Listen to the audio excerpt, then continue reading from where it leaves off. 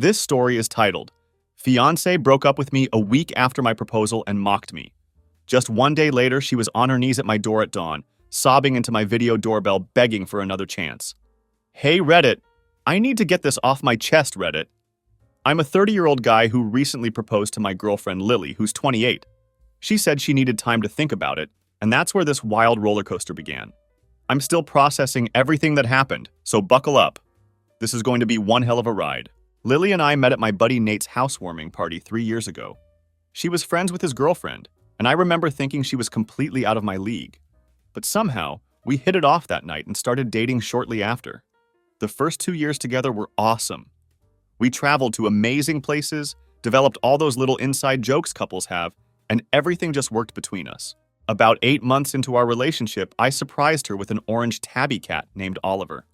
I'll never forget the way her face lit up when he popped out of the small box I'd placed him in, complete with a blue ribbon around his neck. She thought it was the cutest thing ever and pulled me into this tight hug that made me feel like the luckiest guy in the world. Oliver quickly became our baby. We'd constantly spam each other with pictures of him doing ridiculous cat things throughout the day. Last year, we decided to take the next step and moved in together. Everything seemed perfect. We talked constantly about our future. Kids, buying a house, the whole package deal. It felt like we were on the same page about everything. Then Lily started dropping these massive hints about marriage. I'm talking about Instagram posts of engagement rings, wedding TikToks playing on her phone whenever I was around, and constant mentions of which friends had recently gotten engaged. I wanted to make her happy, so I saved up 3 paychecks and bought this princess-cut ring that I thought she'd love. I made reservations at Giovanni's, this Italian restaurant she'd been talking about forever, and even invited our closest friends to show up afterward for a surprise celebration. I was nervous, but incredibly excited on the night of the proposal. When I got down on one knee and asked her to marry me, something completely unexpected happened. She just stood there with this weird look on her face, not saying anything for what felt like an eternity. "I need time to think about it," she finally said. The entire restaurant went quiet, and I felt like a complete idiot kneeling there with the ring box still open in my hand. The car ride home was painfully silent until she finally spoke up. "The ring isn't exactly what I wanted. I showed you the one from Cartier with the bigger diamond. And Giovanni's? It's not exactly romantic, Tom. I should mention that's my name, Tom." I was completely confused. She had literally sent me pictures of this exact style of ring, and she was the one who kept talking about Giovanni's for months. I tried to be understanding and said, "I can exchange the ring if that's the issue." She just stared out the window and replied, "It's not just the ring. I just think we should wait a bit longer, make sure we're really ready." When we got home, she went straight to bed without another word. I ended up sleeping on the couch with Oliver curled up on my chest, wondering what the hell had just happened to what I thought would be one of the happiest nights of my life. The next morning, Lily acted like everything was completely normal. She casually mentioned, "Maybe we can revisit the engagement in a few months when you have a better plan," then kissed me goodbye and went to work as if nothing had happened.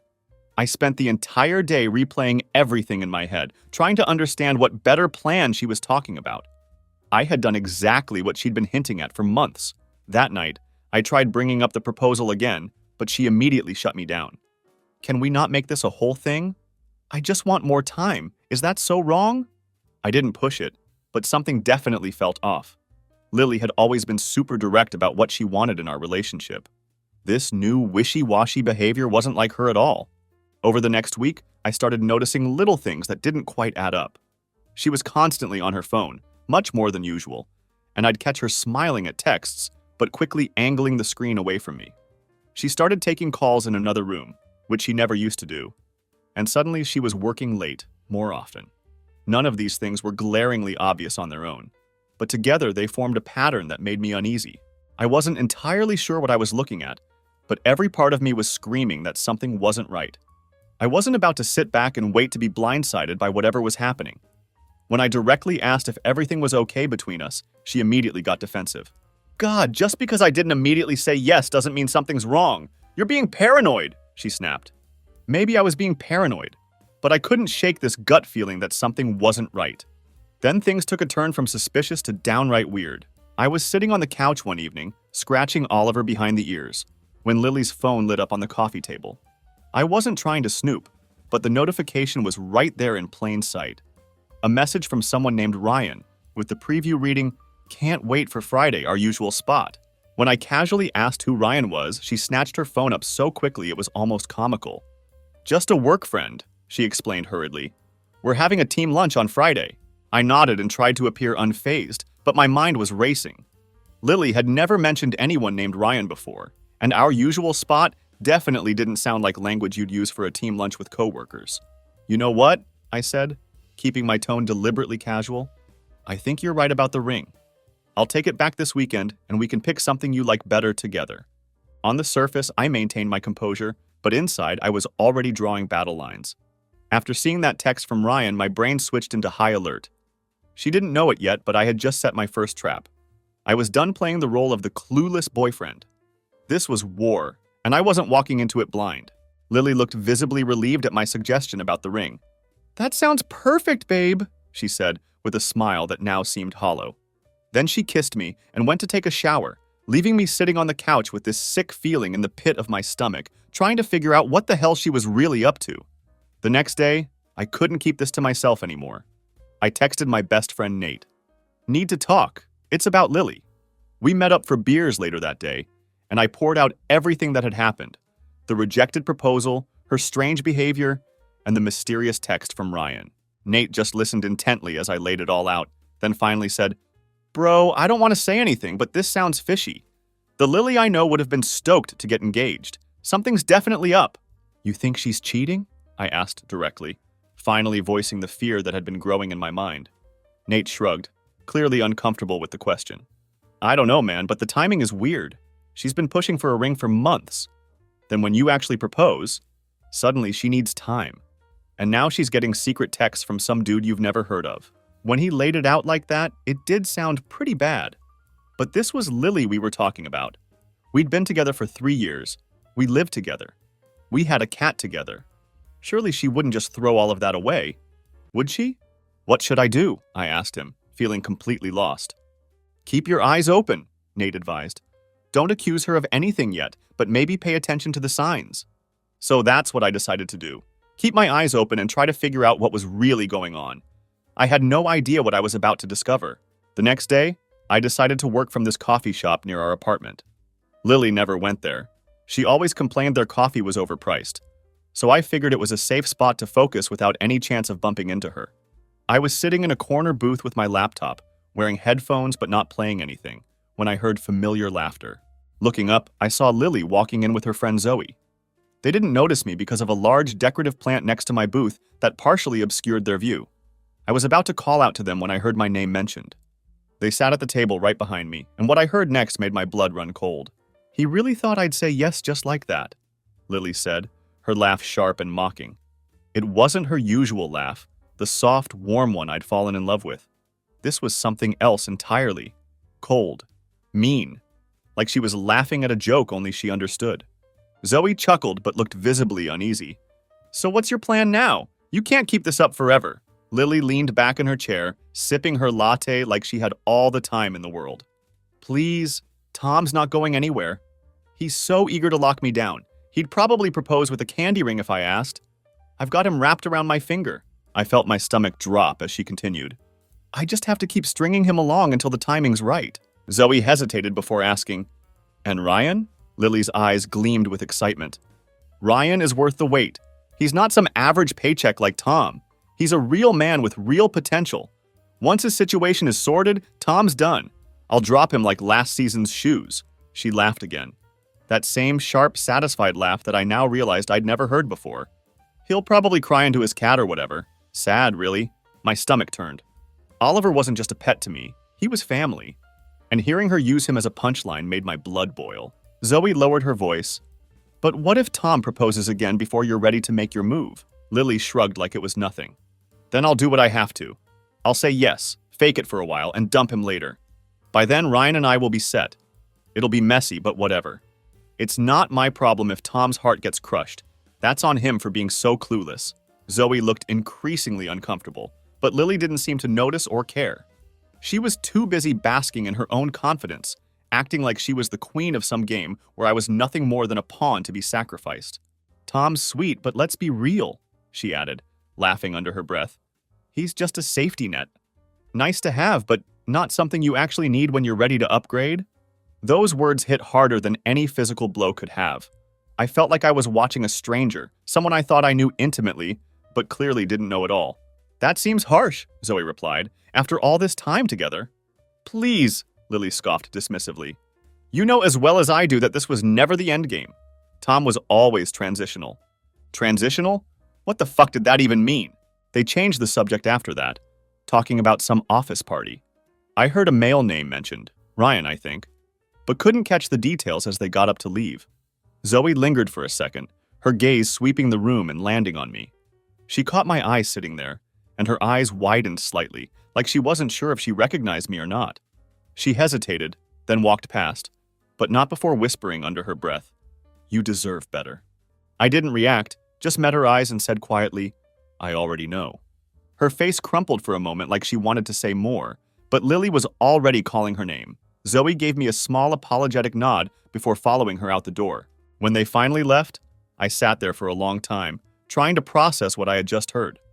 Lily was planning something that involved stringing me along, then what? Dumping me? Cheating? And who was this Ryan person from work? I had more questions than answers, but one thing was crystal clear.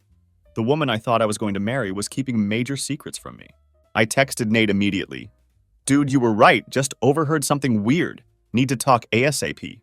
We met up at his place that afternoon, and when I recounted what I'd overheard, he looked absolutely furious. "Bro, I wasn't going to say anything," he admitted, looking uncomfortable. "But I saw Lily with some dude at Oakwood Mall last week. They looked close." Oakwood Mall? That's on the opposite side of town. She had told me she was having drinks with coworkers near her office that day. Nate looked increasingly uneasy as he continued. "They weren't acting like coworkers, man.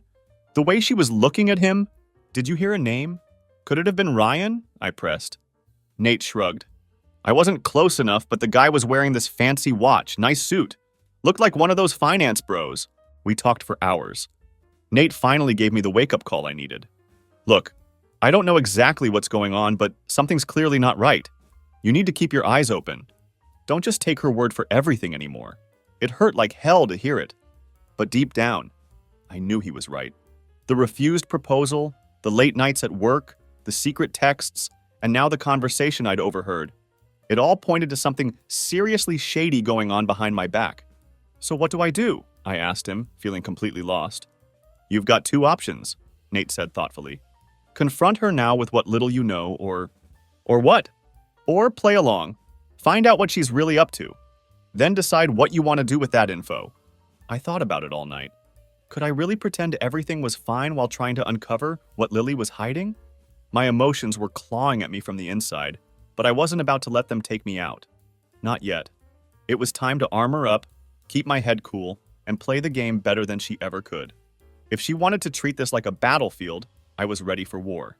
And I planned to win. The next morning, Lily asked if I was ready to go ring shopping that weekend. I smiled and said sure, adding that I'd found a few options at Cartier to look at. She looked so happy, kissed me hard, and said I was the best. I've never felt so hollow in my life. But I'd made my decision. I needed to know exactly what I was dealing with, how deep this thing went, and whether there was anything left worth saving. Nate thought I was being too cautious. He said I should just confront her and get it over with. Maybe he was right. But after 3 years together, I needed to understand what had happened to us. I knew that if I confronted her directly, she wouldn't tell me the truth anyway. So I decided to play the perfect boyfriend for a while, let her think everything was fine, and find out who the hell Ryan was and what exactly Lily was planning. First, I checked our phone bill. There was this number she texted and called constantly, especially late at night or when I was at work. It wasn't saved under any name in our family plan, just a number. Then I got lucky. Lily fell asleep on the couch one night with her phone unlocked. Those comments about me being transitional and her needing a few more months kept playing in my head, so I looked. What I found was worse than I had imagined. There were tons of texts with someone named Ryan. Nothing explicitly sexual in what I saw, but definitely emotional cheating. Lots of miss you messages and inside jokes I wasn't part of. Then I saw a message that hit me like a truck. "Just need to keep Tom on the hook until everything's finalized. He's already talking about proposing again." Ryan responded, "What if he does it before we're ready, Lily?" I'll say yes, play along, then dump him once everything's settled with your situation. He'll be crushed, but that's not my problem. We've dragged this out too long already. I felt sick to my stomach. She was actually planning to accept my proposal and then dump me later. What kind of twisted game was this? And why? I kept scrolling through their messages and pieced together more of the story. Ryan works at Lily's company in some higher-up position. There were references to his situation that needed to be finalized before they could be together openly. I'm guessing he's either married or there's some company policy against them dating. The worst part? They were planning a trip to Miami next month, the same week Lily told me she had a work conference. She was literally going to be on a beach with this guy while I was at home planning our future. I wanted to confront her right there, just wake her up and end it all. But something stopped me. If I confronted her too soon, she'd twist it, turn it into some sob story, gaslight me, deny everything, deflect blame, and maybe even delete the proof before I could show anyone. She was already planning to play me. If I gave her a heads up, she'd just get better at hiding it. I wasn't about to give her that advantage. No, I needed undeniable evidence and a solid plan, something that would leave absolutely no room for her lies. She wanted to control the game, but I was about to flip the board entirely. I took screenshots of everything, then carefully put her phone back exactly as I'd found it. The next day, I called Nate. He came over while Lily was at work, with Ryan, I'm guessing, and I showed him everything I'd discovered. Jesus, he said, scrolling through the screenshots. This is cold, man. She's been playing you this whole time. But why? I asked, still struggling to understand. Why not just break up with me? Why make me go through another proposal just to humiliate me later? Nate thought about it for a moment. From these texts, it sounds like this Ryan guy is her real target, but he's not available yet. You're just her backup plan until he's free. The backup plan. The safety net. The fucking transition guy. The words stung, but they also hardened my resolve. You need to be smart about this, Nate said after a while. She's planning to blindside you. Why not return the favor? I'm not normally a vengeful person, but something in me snapped after seeing those messages. The way she talked about me. The future they were planning while I was saving for our future. Yeah, I decided to play the long game. So I kept pretending everything was fine. I talked about our future, started planning a second proposal, all that romantic stuff she seemed to want. But behind the scenes, I was getting my shit together. I moved half our savings to a new account she couldn't access, started looking for a new apartment, and documented everything in case she tried to turn our friends against me later. I also did some digging on Ryan. Turns out he's the marketing director at Lily's company, her boss's boss. And guess what? He's married with 2 kids. His situation that needs finalizing is apparently his divorce, which according to their texts has been almost done for months. The hardest part was acting normal. Every time Lily kissed me or talked about our future, I had to resist the urge to call her out. Every time she said she was working late, I knew she was with him. I just said, "Miss you, babe," and brought her favorite takeout when she got home. Oliver has been my wingman through it all. He's the only one who didn't lie to me. You can tell a lot about people, but cats? They're always straight with you. That cat watched me with these sad eyes when I was alone in the apartment, like he knew his family was about to break up. I'd already decided I was taking him when I left. Lily didn't even clean his litter box, just posted cute pics of him on Instagram for the likes. Oh, and I found something else interesting. Nate's cousin works at the same company as Lily. Turns out Ryan's wife doesn't know he's planning to leave. He's been telling Lily the divorce is almost final for months, but he hasn't even filed the paperwork yet. He's playing her just like she's playing me. So I waited, gathering more evidence and planning my exit.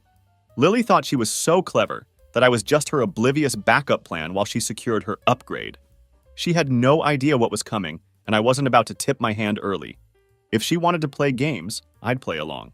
I let her lead the way, let her think she was in control, which is how I ended up at Cartier, smiling like the perfect boyfriend while she tried on diamonds.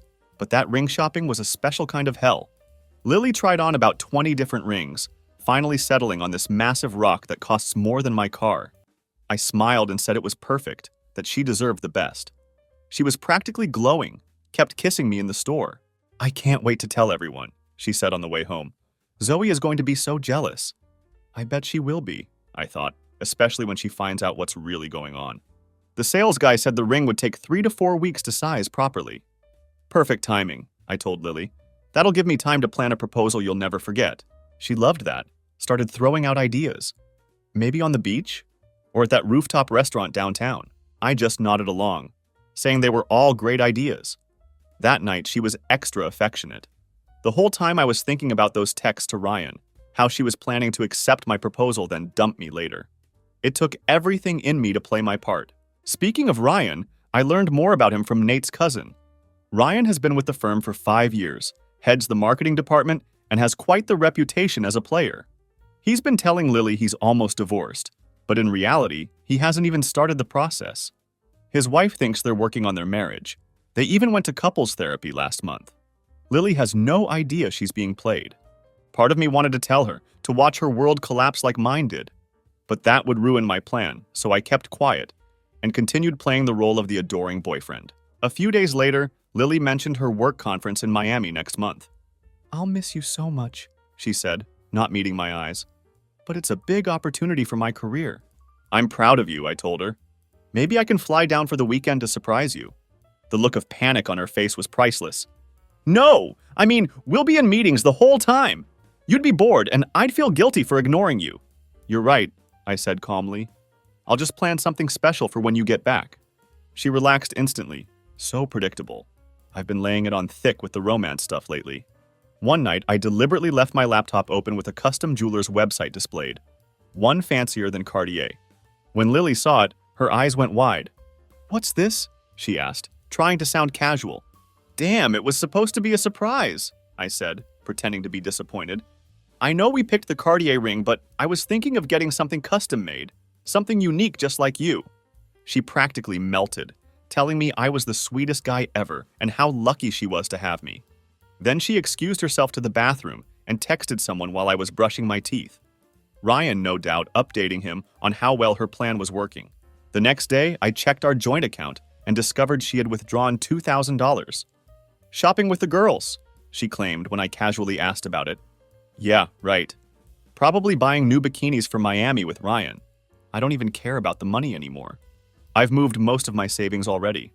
What I care about is how easily she lies to my face, how she's planning to string me along, letting me spend thousands on a ring and planning a proposal, all while she's setting up her new life with Ryan.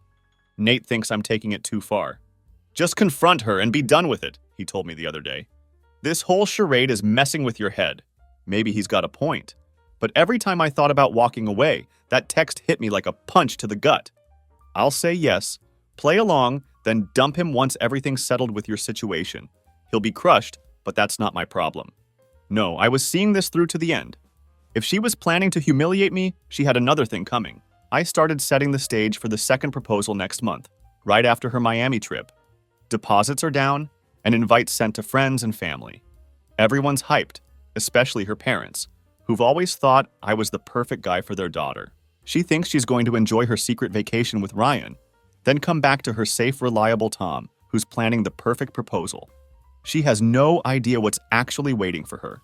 When the day came for her to leave for her work conference in Miami, she kissed me goodbye and promised to call every night. The whole act. I played my part perfectly. I helped her pack, drove her to the airport, and told her how much I'd miss her. The minute she was through security, I went into action. I'd been planning this for weeks, and now it was go time. First, I moved all my essential stuff to my new apartment. Not everything, as that would have been too obvious when she got back. Just the important things. Documents, family heirlooms, electronics, and of course, Oliver. I got him set up at the new place with all his favorite toys. Then I activated what I called the nuclear option.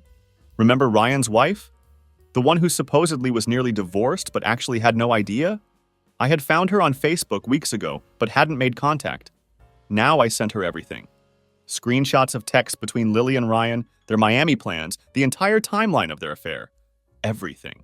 She responded within hours, devastated but grateful to know the truth. She said Ryan had done this before, and they were in counseling because of his last affair. We exchanged numbers and actually talked for almost 2 hours. Turns out Ryan had told Lily he was loaded, but the truth is his wife Vanessa has all the money. Family wealth. She's a corporate lawyer. The house, the cars, the fancy vacations, all hers. But here's where it gets interesting. Vanessa decided she was done. While Ryan was in Miami with Lily, she cleared out their bank accounts, changed the locks, and had divorce papers ready to serve him the minute he got home. but she wanted to coordinate with me for maximum impact. These cheaters deserve each other, she told me, but they also deserve to know exactly what they're getting. So we made a plan. Ryan and Lily were coming back on Sunday. I still had the second proposal set up for Tuesday night, but this wasn't just a plan anymore. It was an ambush. I had meticulously laid it out like the final move in a high-stakes chess game. Every piece was already in place. Timing, precision, execution. Lily and Ryan wouldn't know what hit them until the trap snapped shut. By the time they realized what was happening, it would be too late. Game over. I booked a private room at the Reserve, the fanciest restaurant in the city. All our friends and family were supposed to be there to witness my proposal. Except I made some significant changes to the guest list. Added Vanessa, removed the string quartet and champagne, added a projector and screen instead. Sunday night, Lily came home from Miami glowing with her tan and full of stories about marketing seminars and networking events. She showed me some generic hotel pictures like I was an idiot who wouldn't recognize a romantic getaway. I just smiled and said I was glad she had a good time. I missed you so much, she lied. Work trips are so exhausting. Well, get some rest, I told her. We've got a big night on Tuesday, a celebration. Her eyes lit up. The proposal? I nodded. I want to do it right this time, the way you deserve. She threw her arms around me and told me how much she loved me. I forced myself to hug her back, wondering how many times she'd said those same words to Ryan that week. Monday and Tuesday were absolute torture. Keeping up the act, listening to her on the phone with Zoe, discussing what she'd wear, how she'd act surprised, all while I was finalizing things with Vanessa and Nate. Tuesday evening finally arrived. I told Lily I needed to go to the restaurant early to make sure everything was perfect. She said she'd meet me there since Zoe was coming over to help her get ready. What Lily didn't know was that I'd timed things specifically. Ryan was supposed to be at a late meeting according to their texts, but would actually be receiving divorce papers at his office around 6 p.m. Vanessa made sure of it. I got to the Reserve early. The manager knew the real deal. Nate's brother works there and helped set everything up. The private room was ready, but not with rose petals and drinks as Lily might have expected. Instead, there was the projector, screen, and enough chairs for everyone. Our friends started arriving around 7 p.m. I told them there was going to be a surprise, but not what kind. They all thought they were there for a proposal. Even Lily's parents came. They'd always treated me like a son. At 7:30 p.m., Lily arrived looking stunning in a new dress. Probably bought with that $2,000 from our joint account. She seemed confused by the room setup, but I guided her to a seat in the center. "What's going on?" she asked, noticing there was no romantic dinner table, just chairs facing a screen. "You wanted a proposal I'd never forget," I said calmly. "So that's what I planned." Then Vanessa walked in. Lily didn't know her, just looked confused.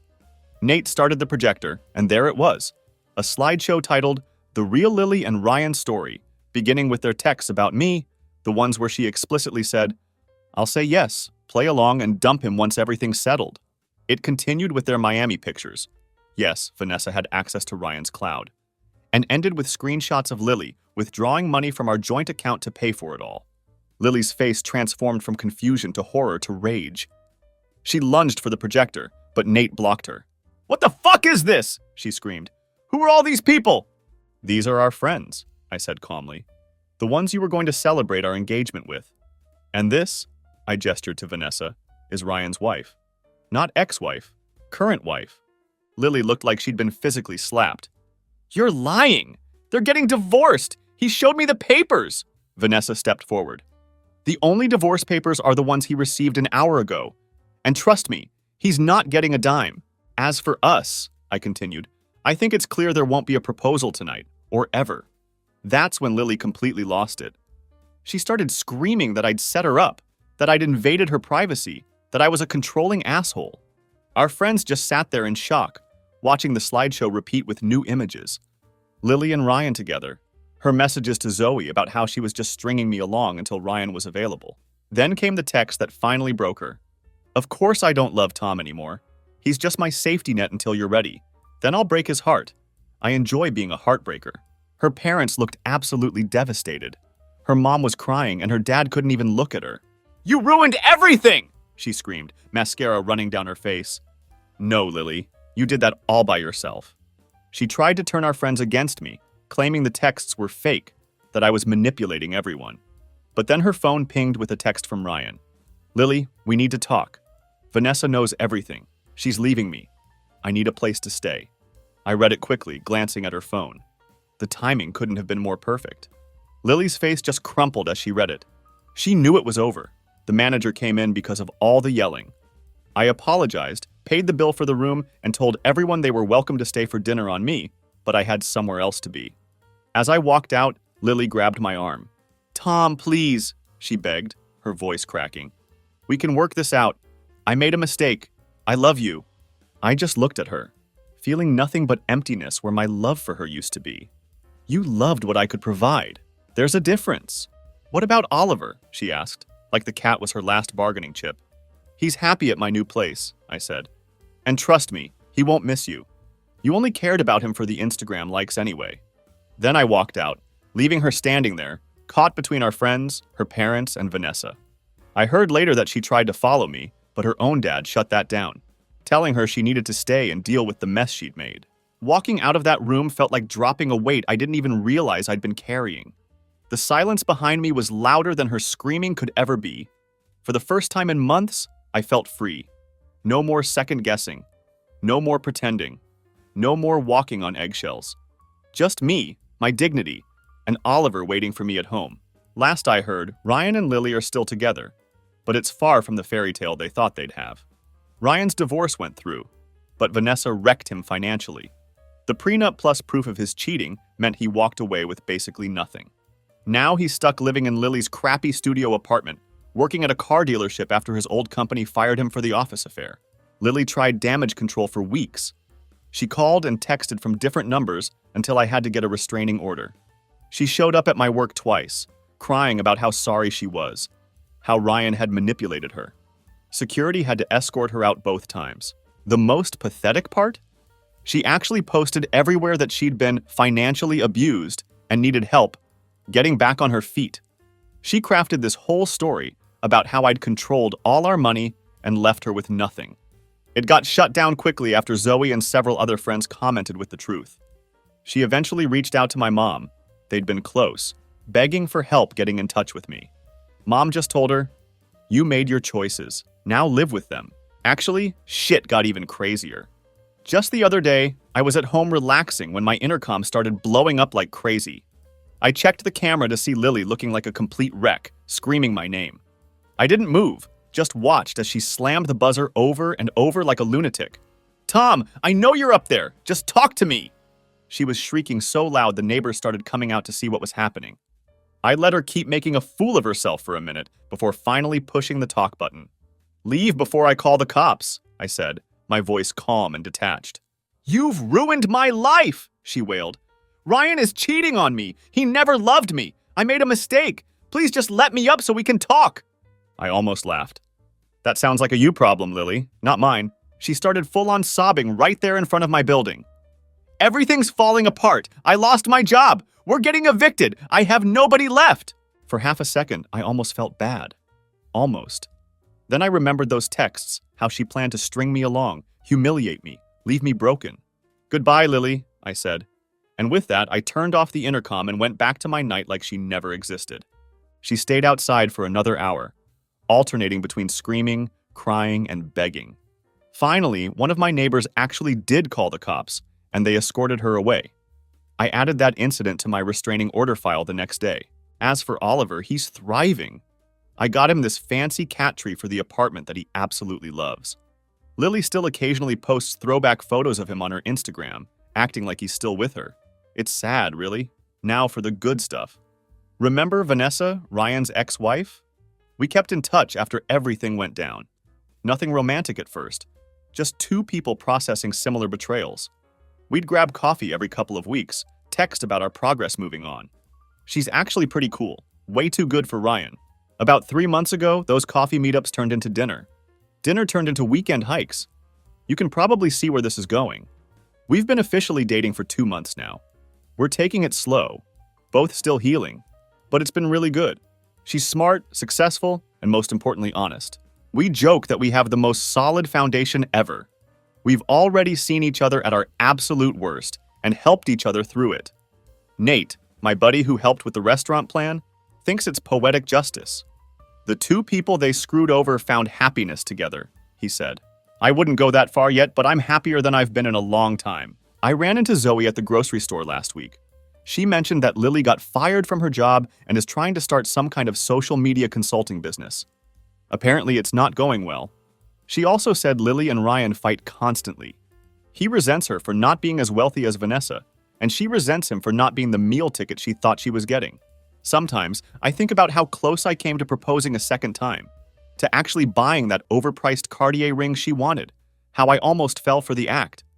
If I hadn't overheard that conversation at the coffee shop, if Nate hadn't given me that wake-up call, I might be engaged to her right now, oblivious to what was really going on behind my back. Instead, I'm sitting here in my own place, with my cat purring next to me and plans to meet Vanessa for dinner later. Life takes weird turns sometimes. The important thing is I'm moving forward. I don't check Lily's social media anymore. I don't ask mutual friends about her. She's just someone I used to know who taught me a valuable lesson about trust. Vanessa and I have talked about what we'd do if we ever run into Lily and Ryan together. We decided we'd just smile, say hello, and keep walking.